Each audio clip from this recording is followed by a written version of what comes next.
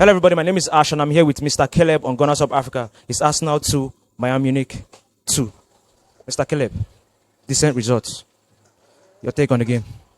Well, this was not the result I expected anyway. But all the same, is a good one for Arsenal. Unlike when we play Bayern Munich, only the name Bayern Munich before, you see that we are already losing. But this time, the confidence grew, more especially after the equalizer. And I think if they keep that spirit, it will not be a bad outcome at the end of the day, because we still have another leg to play. So there is still another opportunity to, make it count. The way we started the game, were we impressed with the way we started the game? Every game has a game plan. When Arsenal started, the idea was let's hold on, see what Bayern Munich will come up with, then we pick up from that. That's why the first 10 minutes of the game was like Arsenal, we are not playing. But after the first 10 minutes, you discover that the game changed. And that was when the goal came, the first goal. Although there were some terrible defensive errors that I did not expect from the left-hand side of the defense. And I think in our next meeting, that should be corrected. The two players that featured in that role today, to me, we are not at their best. Kiwi did not play well, and Zinchenko came in, and instead of, although I know that bringing Zinchenko was changing the game plan so Arsenal could be more involved in the midfield, but at the same time, that gave us a little problem, because if the wingers of Bayern Munich were careful enough, they could pick out that particular wing to counter Arsenal, and that would have been a disaster. It would have caused a major problem for us. So I think all the same, we need to do more. We need to do more. You just talked about the mistakes we make. Let's look at the first goal we considered. Most people say Gabriel. In that goal, I blame two persons. First was the goalkeeper. You are not the last man as a player. You are the last man as a goalkeeper. And when such games come, you want to look back and see your goalkeeper back in his goal line, then you release the ball to him, and then from there you build up again.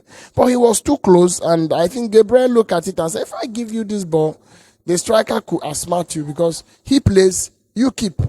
So that's why he chose the other option. But on the other hand, like I said, the number 3 was not there. He went for the ball and he did not recover in time. So when Gabriel turned and so he didn't see him, he had the option of playing it to the next man. That was when the ball was intercepted. But if I were him, looking at the both options that they were not the best, I would just simply release the ball to the across the touchline, and then they will have a throw or whatever, and that will save the whole situation. People will recover, and then the game will continue from there. So, but all the same, I blame the goalkeeper first. I blame Kiwi, and then Gabriel takes my last blame, but just a minor something that he did not think it out at that time. So, moving away from the first one, we go to the second goal we considered. We saw Sani move from this side of the pitch to our box. It's the same Kiwi. When you are not firm, anything can happen. You don't allow such movement to get to your 18-yard. Partey had a similar encounter when he came in. He was shown a yellow card, but that was the best option. Yes. Bring the player down. Bear the consequences. Football continue. You won't concede a goal. You may only get a yellow card. You may even get away from it. So I think one of the major problems he had, I don't think he has that strong confidence to play in a big party like this in the UEFA Champions League match against Bayern Munich. So I think he was playing under pressure. He was lacking confidence. So that's what I saw played out, the second goal. So Martinelli did not have a good game today. He was not in the party. I was talking with somebody immediately after the match, and I said that I prefer that the coach had brought him in the second half of the game. That would have given him an ample opportunity to study the game, see what they were doing there, and that would have been a better opportunity for Arsenal. If trossard started the game, or even Gabriel Jesus ahead of him, when he came in second half, he would have done better. So starting him was not a very good decision from the coach, in my opinion. So going to the second leg, would you want Gabriel Jesus and trossard to be in the starting side, or you would still go with the same lineup we went with today? I will not choose players for Arsenal. I will only say that they should just see it as one leg winner takes it all. What has happened today should not affect their approach to the second leg, because it's still open for anybody. So the coach should make his decision, take whoever he wants to take, and then that will be okay. The incident on Bukayo Saka at the dire moments of the game, penalty or not? It's very dicey. I would have awarded the penalty. That's another one. Yes, you will. I would have awarded the penalty on the grounds that the goalkeeper was the last man. And when you are a striker, you have your ball with you, and you are to score, you discover that you can't score. That you can't score. Think of the next option. The next option is, how do I commit the last man so that I can get something out? That's what Saka did, but he didn't do it well. That's just it. If not, he would have gotten a penalty since he didn't score. If he was a little bit quick on that move, he would have gotten a penalty, because it would have been like a clash, and then that would have been more real.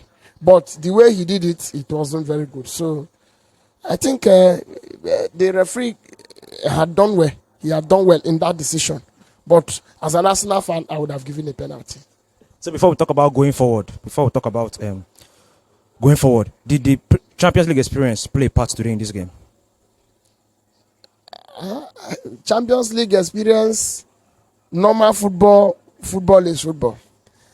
All I just knew when at the end of the game was Bayern Munich had a game plan. Their game plan worked for them for tonight. It's not about who had played in the Champions League before, who had not played. We have players in the pitch who have played in the Champions League before too. So even these ones, they have all played in the Champions League game, in the Champions League competition. They started the group stage. They played in the knockout stage. In fact, it was a big game. And then today, so I would not say that really played a major part. No, it didn't play a big part to me. Football is football any day, anytime, anywhere, in any competition. So they just, Bayern Munich game plan work for them. That's just it. So going forward in the Premier League title race, the Champions League quarterfinal second leg. Premier League is one game at a time. Let them keep their focus.